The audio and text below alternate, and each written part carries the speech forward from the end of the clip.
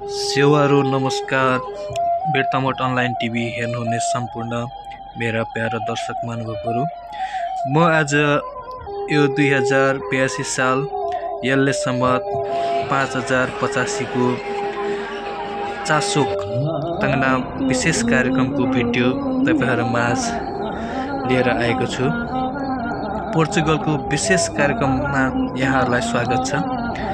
चासोक तंगनाम केवल लिम्बू समुदायहरूको सांस्कृतिक पर्व मात्र नभई यो प्रकृति, श्रम, अन्न र जीवनप्रतिको कृतज्ञताको प्रतीक हो र यही भावना बोकेर पोर्चुगलमा यो वर्षको चासोक तंगनाम अझै विशेष र अविस्मरणीय बनेको देखियो।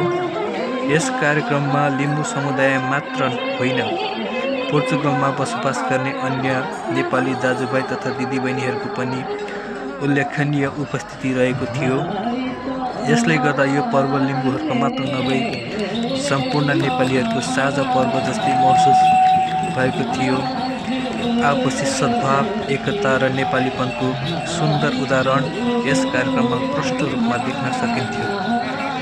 कार्यक्रममा अझै रोचक र सांगीतिक बनाउँदै युकेबाट विशेष रूपमा आमन्त्रित लोकप्रिय गायक फुर्के लाउरे नरेश लिम्बू र प्रतिभाशाली गायिका मिजुरा लिम्बूले प्रस्तुति गरेका सांगीतिक प्रस्तुतिहरूले उपस्थित दर्शकहरूको मन जित्न सफल भयो।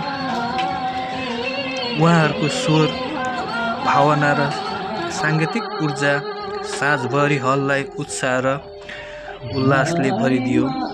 गीत, नाच, संस्कार र संस्कृतिको सङ्गम बनेको यो साँझ धेरैकै लागि सम्झना लायक बन्यो।